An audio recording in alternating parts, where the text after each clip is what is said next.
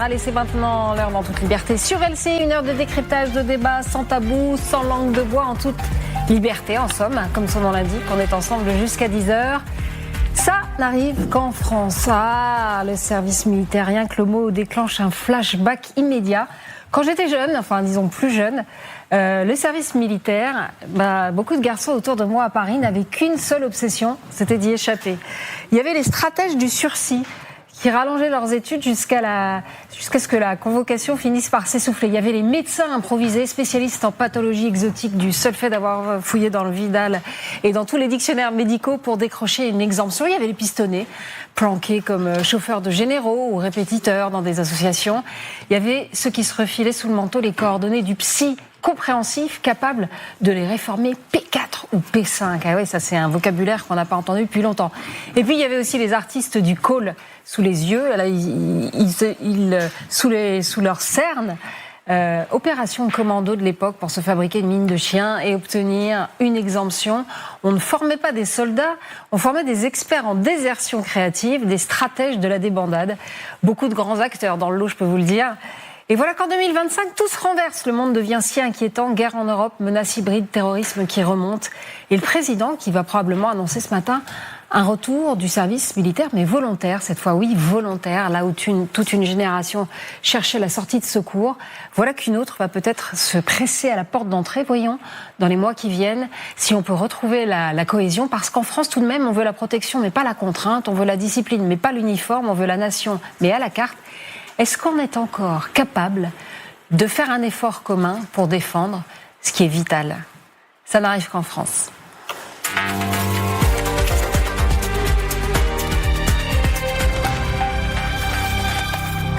Ah là là, on parle du service militaire. Sur le plateau ce matin, avec nous dans En toute liberté, Guillaume Oda, notre chroniqueur international. Qui n'est pas un stratège de la débandade, vous allez donner une mauvaise idée aux 61% de jeunes qui disent oui à ce service mais militaire justement, on va y arriver là, volontaire. Au sondage. À côté de vous, Guillaume, Christophe Barbier, connu sous le nom de le doux sobriquet de Pic de la Mirandole. Oui. Alors on m'a demandé pourquoi Pic de la Mirandole. On m'a demandé pourquoi. Et pourquoi, vous savez parce que Pic de la Mirandole, c'était le cerveau le plus brillant. C'était quoi, 16e siècle ? Non, c'est un peu avant. Un peu avant encore. Il était au Moyen-Âge. 15e. Et il savait tout sur tout. Ah voilà, moi j'en suis loin quand même. Hein. Non, si, quand même. Tout petit Pic. Non. Petit piquet. Piquet de la Mirandole. Et puis, Blanche Leridon. Bonjour Blanche, vous êtes directrice éditoriale de l'Institut Montaigne, qui fournit des travaux excellents et qui illuminent un peu nos journées sombres du dimanche. Quand on lit l'Institut Montaigne, on ressort moins bête. Voilà, alors on parle du service militaire, personne ne l'a fait sur ce plateau. Et si. Non. Ah, Christophe.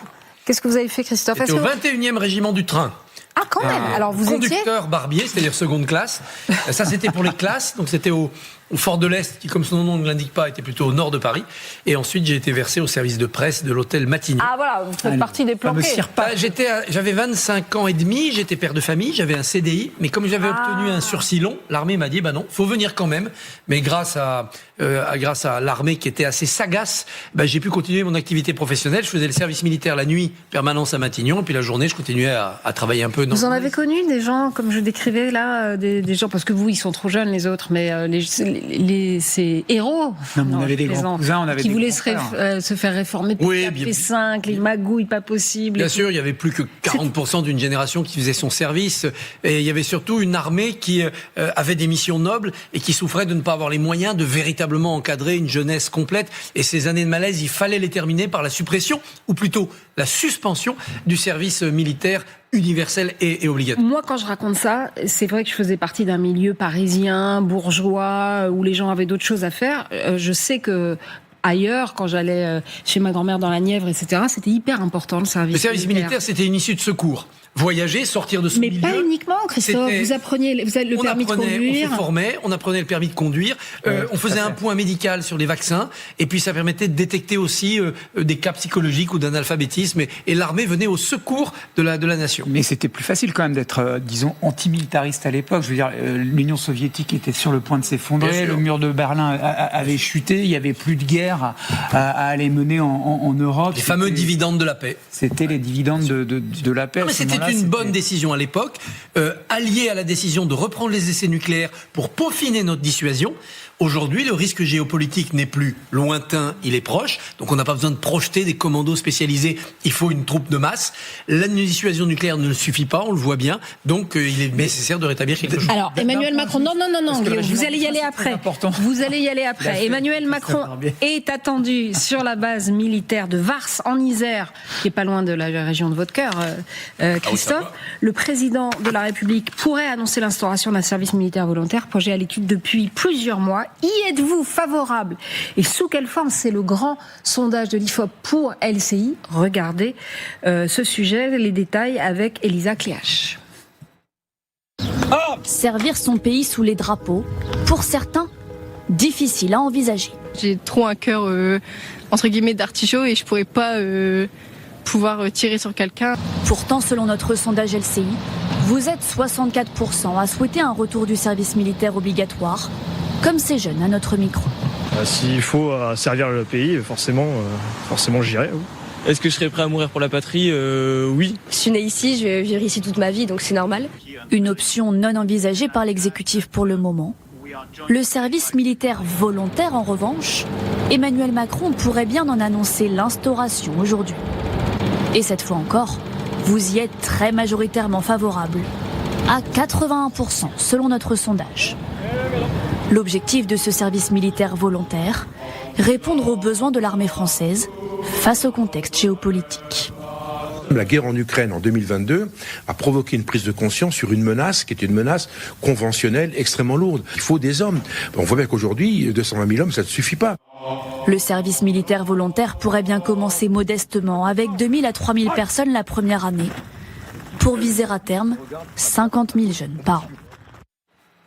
Blanche Lahaye, donc, qu'est-ce qui vous frappe le plus? C'est 81% sont pour un service militaire volontaire ou c'est 64% sont pour un service militaire obligatoire? Les 64% pour un service militaire obligatoire. C'est ça, ce chiffre-là, effectivement, est plus impressionnant parce que sur la base du volontariat, on a eu tendance peut-être à se dissocier un petit peu de cette décision-là. On dit ça ne me concerne pas, ça concernera les plus volontaires. Là, il y a quelque chose d'un petit peu différent. Alors, il faudrait regarder, bien évidemment, par tranche d'âge. Il y a plusieurs sondages qui sont parus ces derniers jours et effectivement, il y a, alors c'est étonnant, c'est pas les 18-24 ans qui sont les plus hostiles, c'est les 24-35 ans.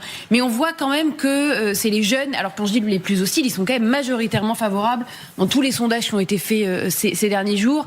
Mais là où vous avez les étiages peut-être les plus faibles, c'est dans ceux que peut-être qui commencent à rentrer dans la vie active et qui se sentent très éloignés de cette perspective-là.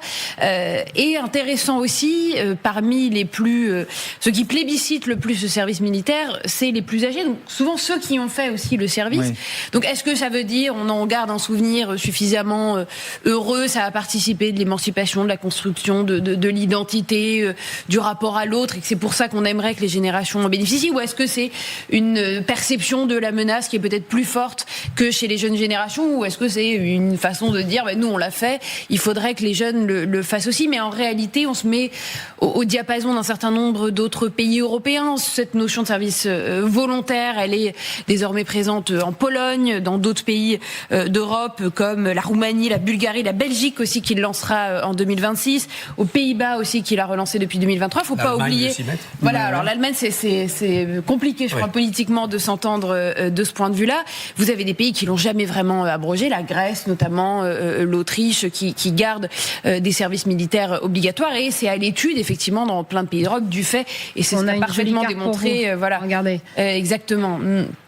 Voilà, du fait de la guerre en Ukraine, d'ailleurs, la carte elle est très significative de ce point de vue-là. Vous voyez que les obligatoires oui, ils sont en ligne, enfin ils touchent la frontière. Obligatoire, c'est bien simple. C'est les pays qui sont frontaliers de la Russie. On voit la Finlande, on voit l'Estonie, on voit la Lettonie, on voit la Lituanie, qui sont les États baltes et la Finlande, qui partagent des frontières directes avec la Russie et qui sont directement menacés. Mais finalement, en se déplaçant vers le sud, on voit la France. Ça ne fait qu'écho à deux choses: la revue nationale stratégique qui identifie la Russie comme étant la principale menace, et puis les propos dont on a beaucoup parlé, ceux du chef d'état-major des armées, le général Mandon, qui avait parlé il y a quelques semaines, d'abord d'un possible choc d'ici à 2030, choc, et puis ensuite, soyons prêts à perdre nos enfants. Alors nos enfants, allons enfants de la patrie, ce sont les soldats, ce sont les jeunes. Mais oui, c'est bizarre cette polémique d'ailleurs. Enfin, bon. Oui, c'est une polémique qui a effectivement... non mais il est chef des armées, il parle des armées. Enfin, on parle d'enfants, ça choque, mais je pense que dans ces moments-là, l'électrochoc est nécessaire. Et quand on interroge les jeunes, qui paradoxalement, effectivement, sont peut-être moins prompts à imaginer un service militaire obligatoire que les aînés, quand on interroge des jeunes, il y a beaucoup qui vous disent... que ça. Oui, non, mais c'est-à-dire qu'en fait, ce sont quand même eux les premiers concernés, ils ne sont pas nous sur ce plateau. Et ce que je veux dire, c'est que paradoxalement, aussi quand on les interroge, ils disent « Oui, mais ça créera de la cohésion, ça créera une envie de vivre ensemble et l'idée de se sentir français et patriote. » Non, mais attention, le vivre ensemble, Guillaume. À tous les étages de la fête. Non, mais je sais bien que le mot, il vous plaît pas, qu'il est galvaudé, mais vivre ensemble, quand on vient des cités de Lozère, de Lyon, de Brest ou de la Baume en Ardèche, c'est extrêmement important. C'est la question que je voulais poser à Christophe. C'est-à-dire, la cohésion, c'est le sel. Je suis d'accord avec vous. Christophe, c'est le seul moyen où des Français d'horizons si divers peuvent se retrouver ensemble, parce que même l'école n'assure plus ce rôle-là. Tous les fils de bourgeois partent en école privée. Oui, l'école a du mal à assumer ce rôle de mixité et d'ascension sociale. La famille ne le fait plus non plus. Elle a du mal à imposer l'autorité et puis à apprendre aussi à vivre avec les autres. Néanmoins, il ne faut pas attendre de miracle de l'armée. Elle ne pourra pas tout faire en 10 mois, mais elle pourra reconstituer comme un petit peu ce pacte armée-nation.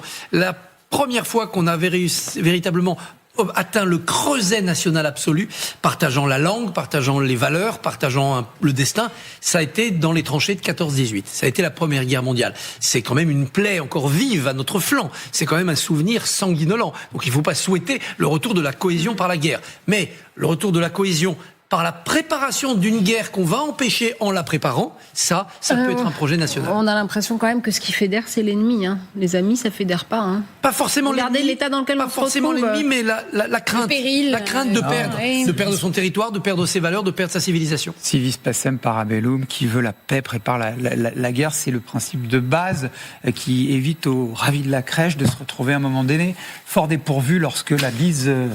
de l'Est. Voilà, qui claque fut... Pour savoir de quoi on parle là, quand même, à quoi ressemble l'armée française, on a un petit graphique pour vous. L'actif, c'est 200 000 militaires, donc on est loin des armées russes ou ukrainiennes même. Ukrainienne, c'est 800 000. Il y a 100 000 soldats dans l'armée de terre, 35 000 dans la marine, 38 000 dans l'armée de l'air, et il y a 40 000 réservistes. Personne n'a des réservistes sur ce plateau ? Si, moi, je me suis inscrit au service national réserve.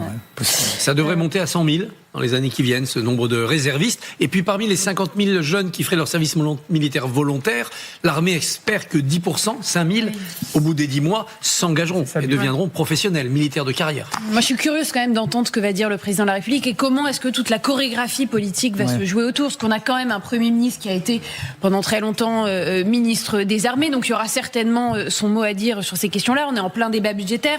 Est-ce que les incidences budgétaires vont être analysées dès maintenant ? Parce que tout ça n'est évidemment pas neutre, même si on a pu critiquer les montants jugés insuffisants par certains. Et puis surtout, est-ce qu'il va y avoir un consensus national ? Quand on regarde quand même dans les enquêtes d'opinion, vous avez notamment chez les électeurs La France Insoumise une réticence plus forte que dans les autres électorats, une réticence aussi assez forte de la part des électeurs Reconquête. Donc est-ce que on parle de ce service au service, pardon pour la répétition, de la cohésion nationale ? Est-ce que les forces politiques seront elles aussi dans une forme d'œcuménisme ?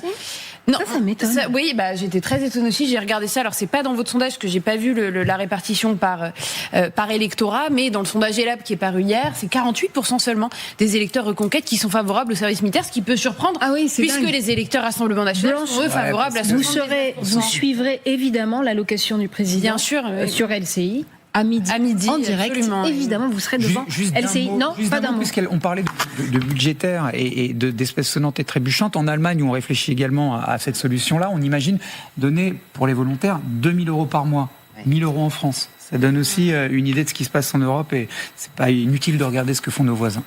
Allez, on verra si on fait tous notre service dans quelques mois. La France infiltrée par les espions de Poutine, c'est le à la une.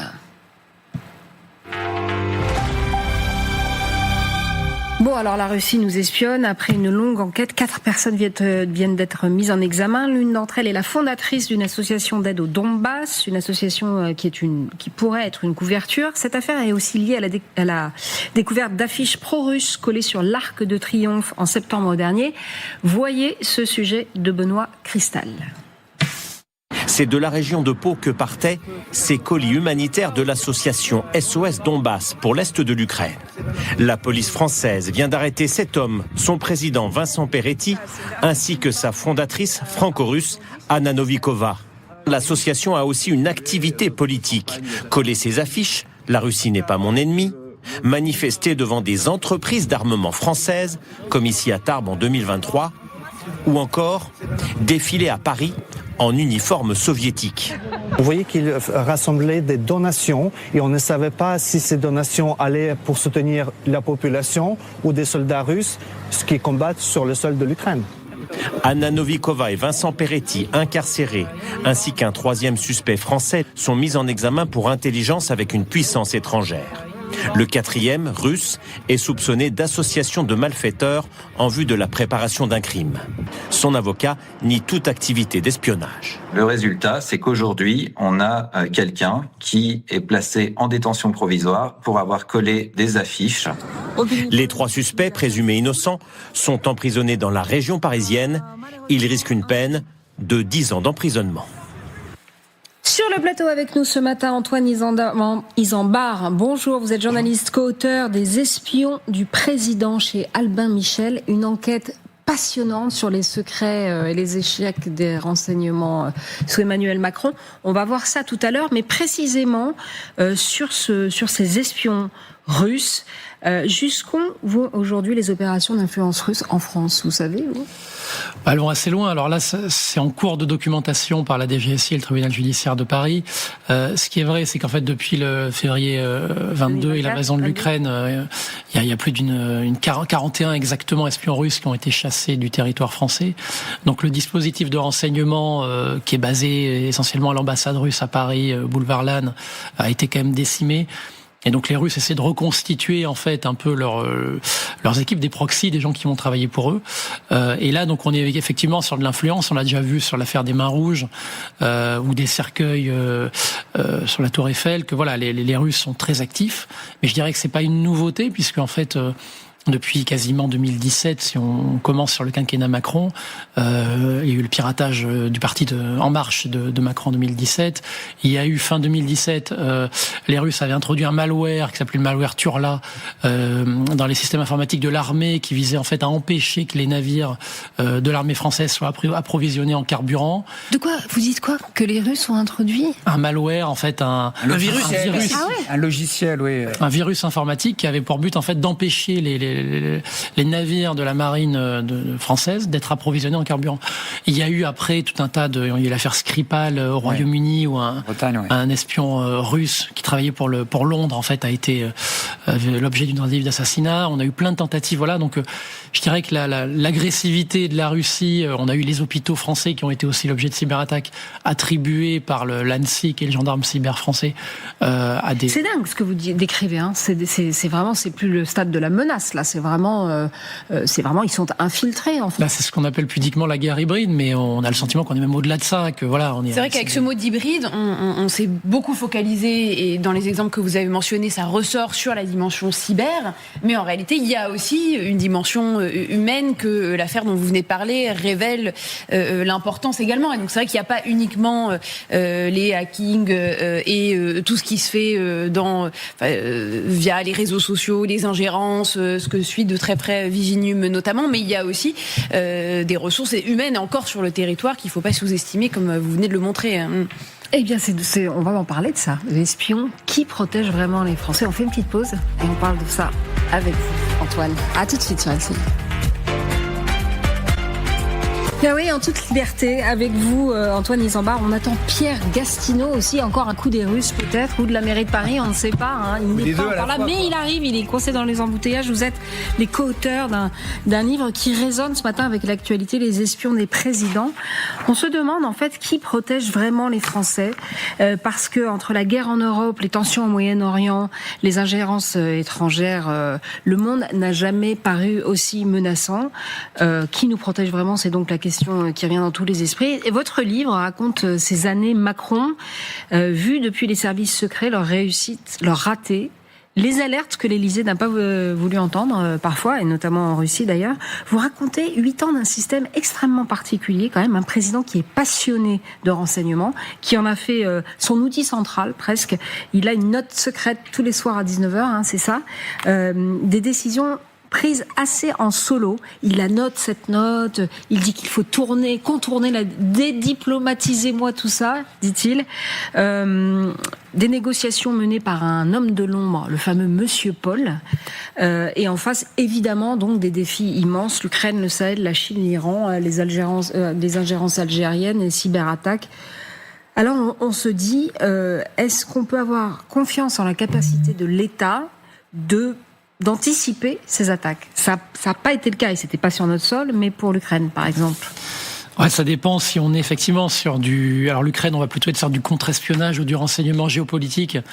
Et là, en fait, si on fait un peu l'histoire des 10-15 dernières années, en fait, il y a eu un renforcement très fort des services de renseignement depuis l'attentat de 2015, où là, il y a eu des budgets qui ont été alloués, des recrues énormes, et donc le contre-terrorisme est devenu la priorité. Et je dirais que ça a plutôt bien marché parce que on a connu ça et là des attentats encore, mais jamais de l'ampleur de 2015. Les JO se sont plutôt bien passés.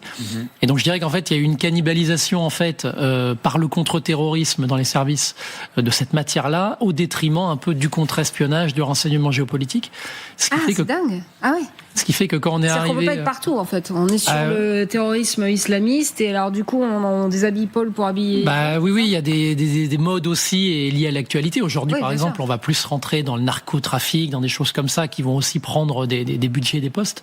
Mais en fait, en février 22, on a été un peu démunis, parce qu'effectivement, on n'avait pas forcément anticipé, on avait moins de personnes sur le terrain, et le renseignement, enfin ce qu'on appelle le contre-espionnage, détecter des espions russes, chinois ou autres, était moins une priorité que détecter des réseaux terroristes susceptibles de mener des attentats en France. C'est intéressant le parallèle que vous faites entre le narcotrafic et le terrorisme, et en fait la mue des services d'espionnage et de contre-espionnage, parce que je ne sais pas si on vous le dit ou on le répète dans vos entretiens, mais souvent on entend dire les espions, et à très haut niveau la patronne de la DGSI dire on aimerait bien pouvoir entrer dans les messageries cryptées comme on a pu le faire et comme la loi nous l'a permis sur le terrorisme. Est-ce que ça serait un avantage significatif dans la lutte contre le narcotrafic que de permettre à un certain nombre d'espions, la DGSI, d'entrer dans les messageries cryptées, Telegram, etc.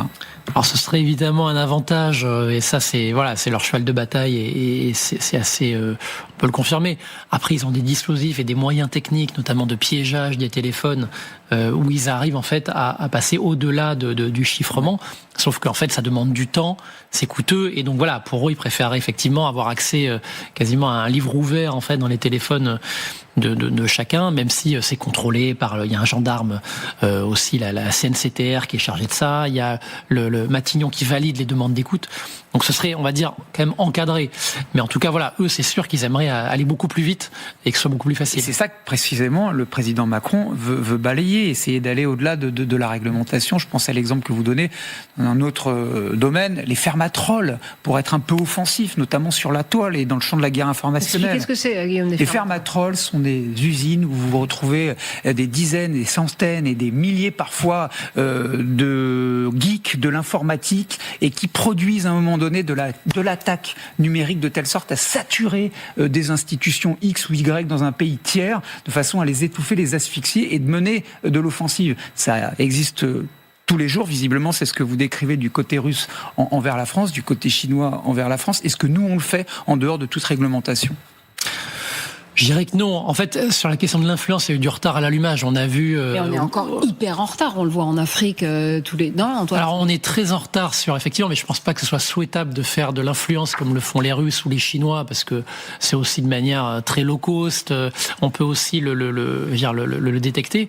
Mais il y a eu quelques succès, notamment en Afrique, en fait, où à un moment donné, Wagner, donc la milice russe, avait monté un faux charnier, avait attribué au Mali une tuerie à la France. Et en fait, la DGSE avait eu le renseignement et avait pu en fait survoler la zone où les Russes étaient en train de fomenter ce faux charnier pour confondre les Russes. Et donc là, il y avait plutôt... Et la France avait communiqué derrière, donc il y avait plutôt eu un succès où il y a eu l'an dernier en Centrafrique, et un des bastions de Wagner qui taille des croupières à la France depuis une dizaine d'années. La France a permis le rapatriement et accordé le titre de séjour à un Centrafricain qui travaillait pour le président. Validé par l'Élysée, qui travaillait pour Wagner, et donc voilà, et qui après a fait des interviews aussi pour dire tout le mal qu'il pensait de Wagner. Donc on est plus sur des choses, je dirais, on est plus sur de la pêche au harpon qu'au chalut, comme peuvent faire les Russes ou les Chinois. Mais on est quand même actif. Après, on a mis 10 ans en fait à vraiment s'y mettre. Peut-être pour revenir, oui, vas-y, Blanche. Quelque chose qui m'interroge quand même sur la Russie, pour en revenir là, parce que votre livre aussi commence par là, par février 2022, où le président qui apprend le début de la guerre en Ukraine.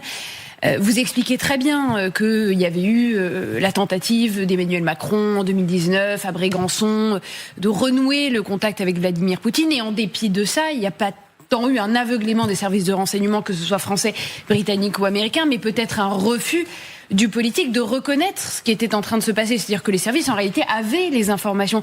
Donc comment est-ce que vous interprétez-vous ce hiatus, et est-ce qu'il a toujours existé entre un renseignement qui, certes, est peut-être insuffisamment doté, mais qui arrive quand même à analyser un certain nombre de signaux, et la perception et la réception ensuite par le politique, et là en l'occurrence par un président de la République qui s'entêtait peut-être un petit peu trop dans sa tentative de réconciliation avec un homme, Vladimir Poutine, qu'il essayait de séduire à nouveau.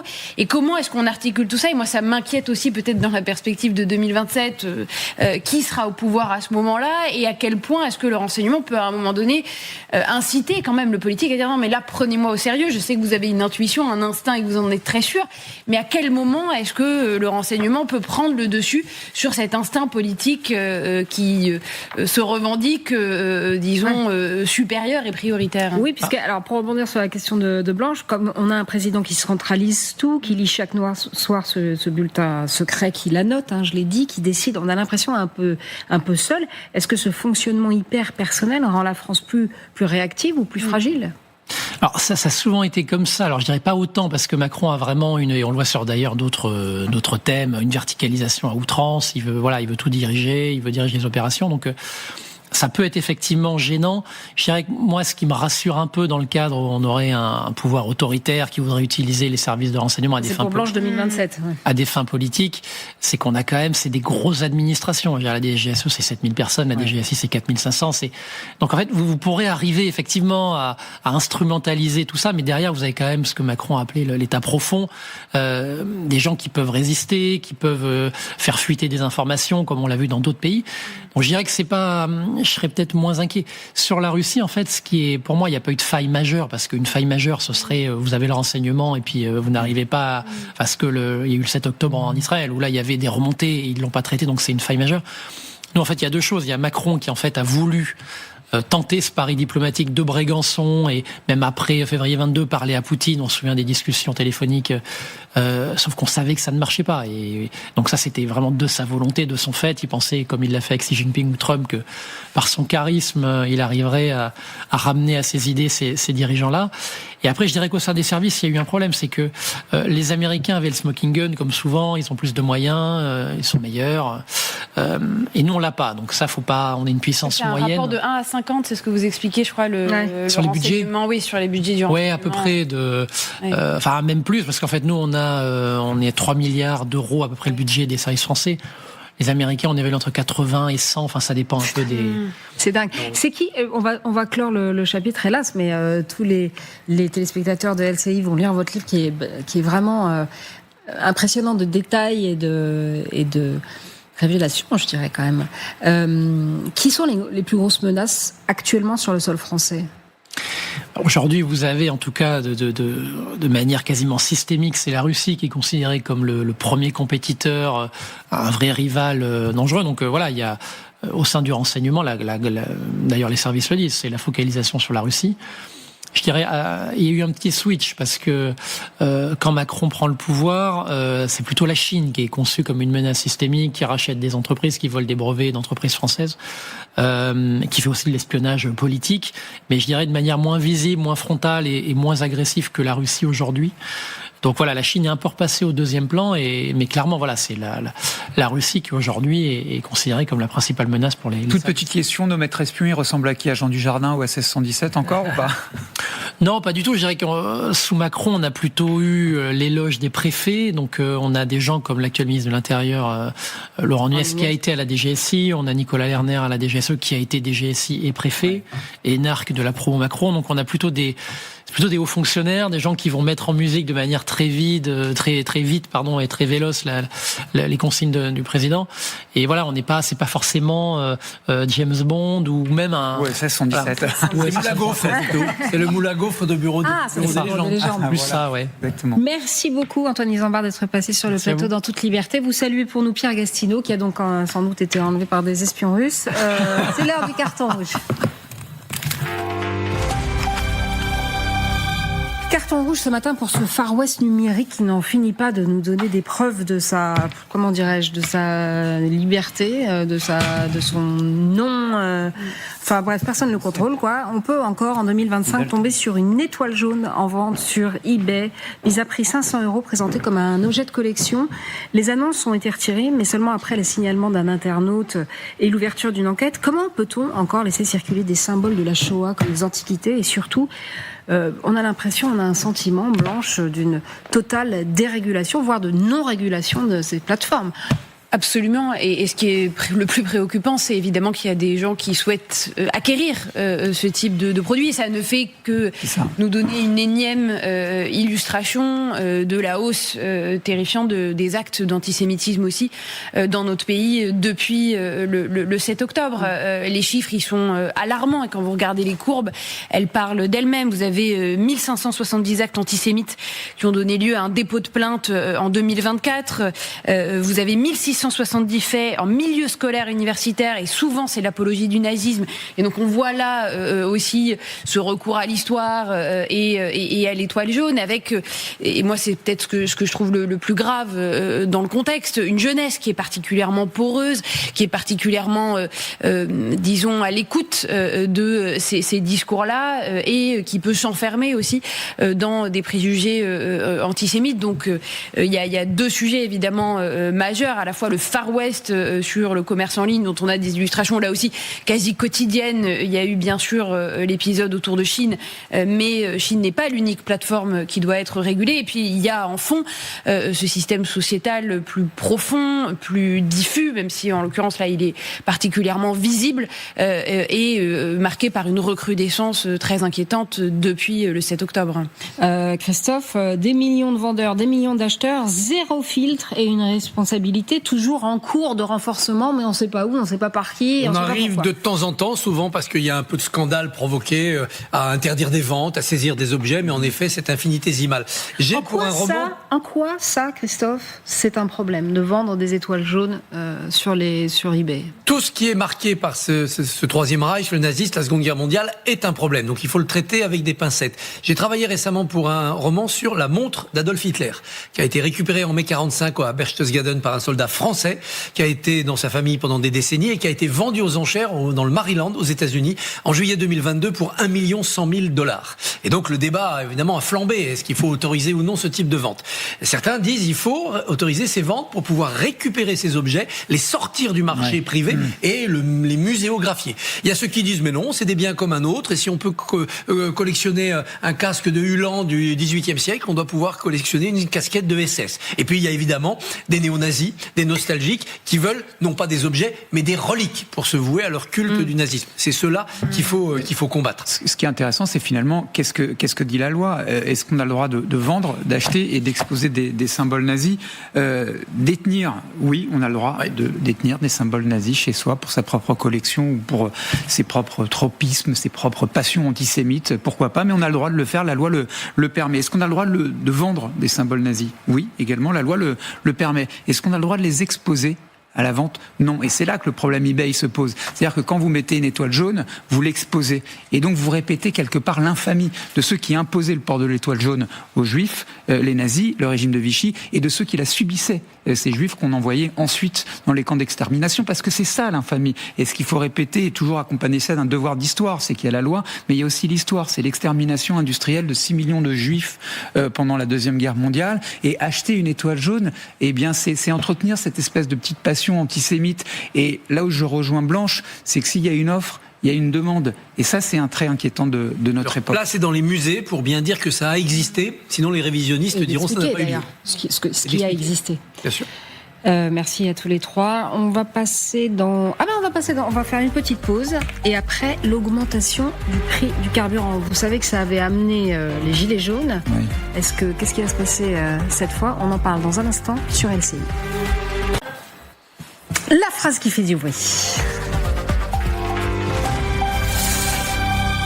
Ouais, voilà une nouvelle qui risque de vous agacer. Pas vous, Guillaume, qui êtes en vélo, comme tous les bobos à Paris. Une nouvelle hausse. Ah non, oui, c'est ça. Bah oui, c'est de là. Vélo musculaire. Exactement. Je roule pas à l'électrique. Une nouvelle hausse annoncée du prix du carburant, plus 5 ou 6 centimes par litre environ à partir du mois de janvier.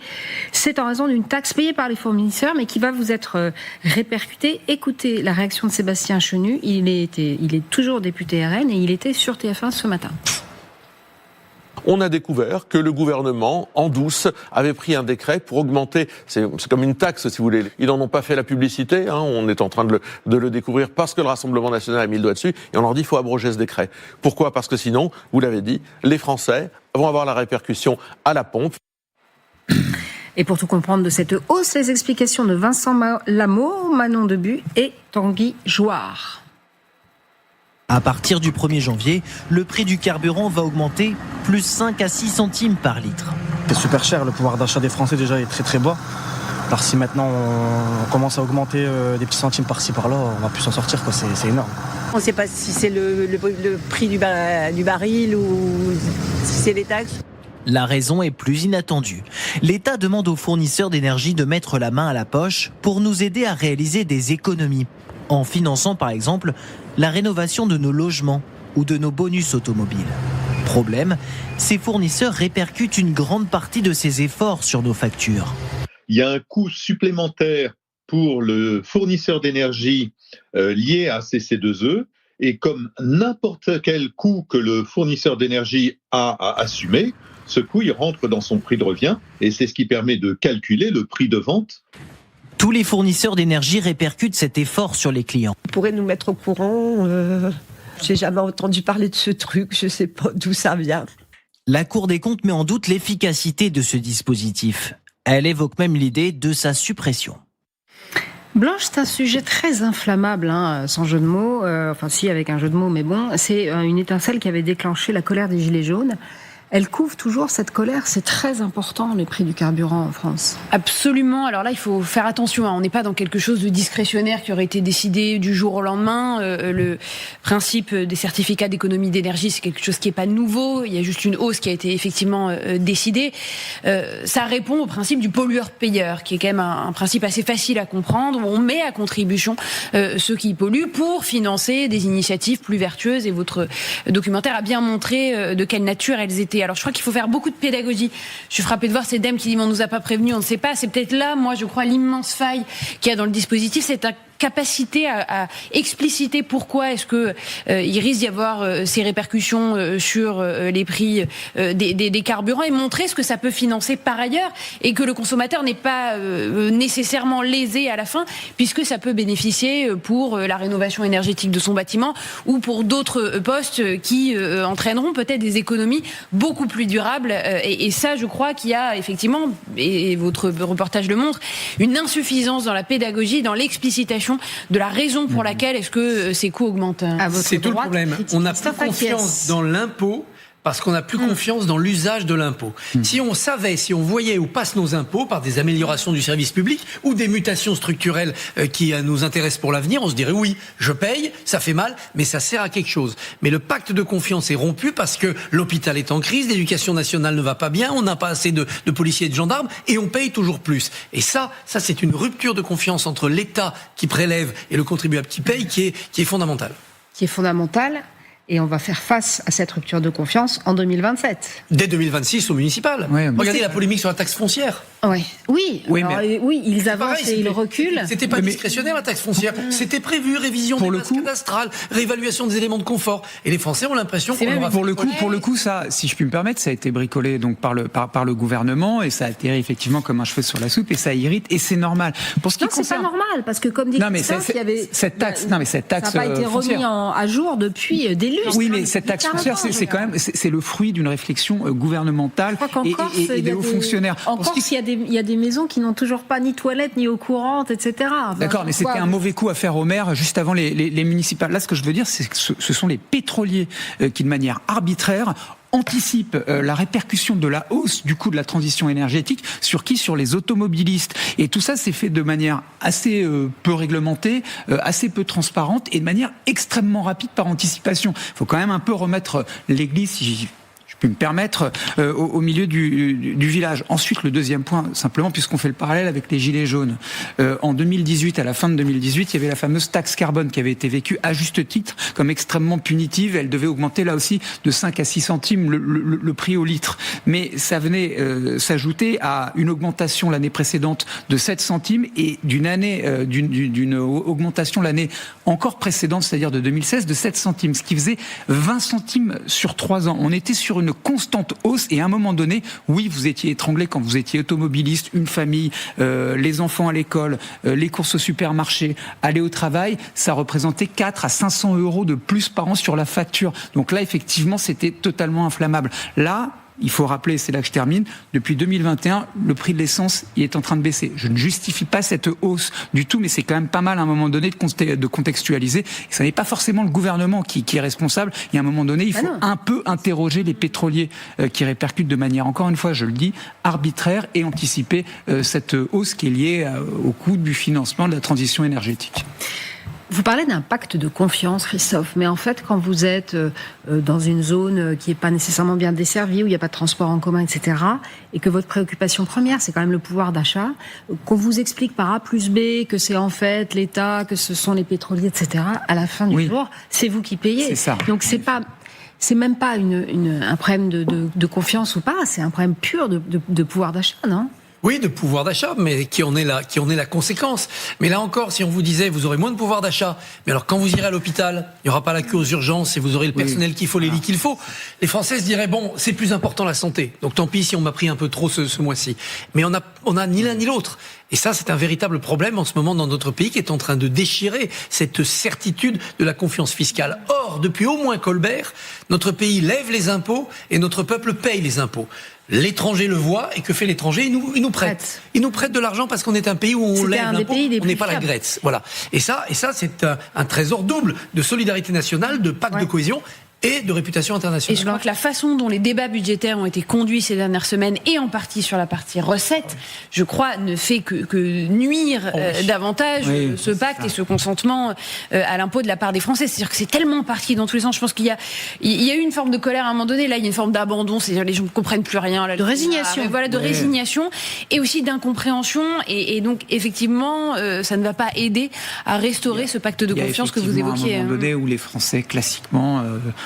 nous, autour de cette table, et tous les Français qui nous regardent et tous les gens chez eux, ils se demandent, mais très justement, et c'est du pur bon sens, à quel moment l'État réfléchit à ses propres dépenses, à quel moment on se serre la ceinture du côté du gouvernement, ou en tout cas du fonctionnement de l'État. Pour le moment, on a le sentiment, effectivement, et c'est ça qui fragilise le consentement à l'impôt, que une crise, elle annule pas la précédente.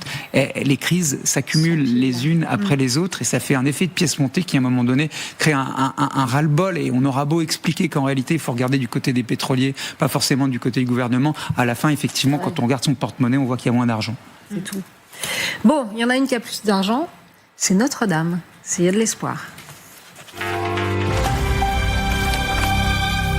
Plus d'argent et plus de visiteurs, parce que c'est 11 millions de visiteurs pour Notre-Dame de Paris, moins d'un an après sa réouverture, les amis. Une résurrection réussie pour la cathédrale qui est devenue le monument le plus visité de France. Parisiens, touristes affluent et s'émerveillent devant l'édifice. Matteo Ciaravino et Bonan Bukta. Un an après la fin de sa convalescence, Notre-Dame a repris des couleurs. On est arrivé à Notre-Dame, ça m'a fait presque pleurer parce que c'était la première fois. C'est vraiment incroyable le travail qui a été fait à l'intérieur, à l'extérieur, partout.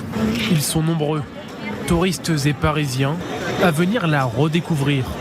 11 millions d'entre eux ont foulé son parvis depuis l'année dernière. Et même pour ceux qui la connaissent par cœur, son retour a fait du bien au moral. J'ai passé 37 ans de ma vie à la regarder et à vivre à côté d'elle.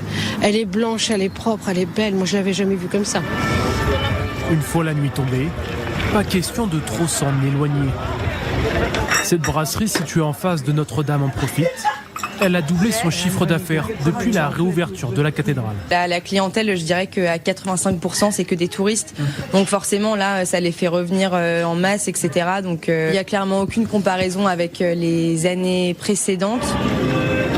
Le diocèse se dit tout de même vigilant quand elle afflue de touristes. Pour limiter la dégradation du site, la jauge de visiteurs a été abaissée pendant les offices. C'est tellement beau, Christophe. Vous vous souvenez de cette journée affreuse où on a tous regardé ce monument éternel, fou d'inquiétude, avec la flèche tout d'un coup qui s'écroule. Le président qui dit « nous rebâtirons », les millions qui affluent, de fondations privées et d'entreprises, dont LVMH d'ailleurs. Alors après polémique, parce qu'on est en France forcément, et puis récupérer ce joyau comme ça, qu'est-ce que ça raconte de notre France ? Nous avons une France, nous avons une humanité occidentale travaillée par deux puissants moteurs. Un qui s'appelle le tourisme, la curiosité, il faut y être, c'est l'attraction, on l'a vu à la télé, on va faire la photo. C'est très bien, ça permet d'honorer le patrimoine, et c'est vrai que cet incendie qu'on voit derrière vous, ça a été un traumatisme plus que français. 11 millions de gens y vont. Combien y vont uniquement parce que Notre-Dame, faut être là parce que on l'a vu à la télé. Et puis il y a parce que c'est une comédie musicale. Voilà, il y a le thé de tourisme et il y a le thé de transcendance. Combien y vont pour une raison spirituelle, parce qu'on a compris avec cet incendie qu'il se passait quelque chose entre le ciel et nous, une spiritualité, un mysticisme, chacun mettra dedans le contenu religieux qu'il voudra, mais quand même, au-dessus de l'homme, il y a quelque chose qui nous échappe et qui a vibré pendant cet incendie et cette reconstruction entre guillemets miraculeuse, 5 ans pour ce chantier. On sait qu'il y a plus de baptêmes en France, il y a un peu plus d'ordination. Est-ce qu'on est en train d'entrer dans un nouvel âge religieux dont Notre-Dame aurait été, avec cet incendie, une sorte de locomotive embrasée? Le 21e siècle sera religieux ou ne sera pas.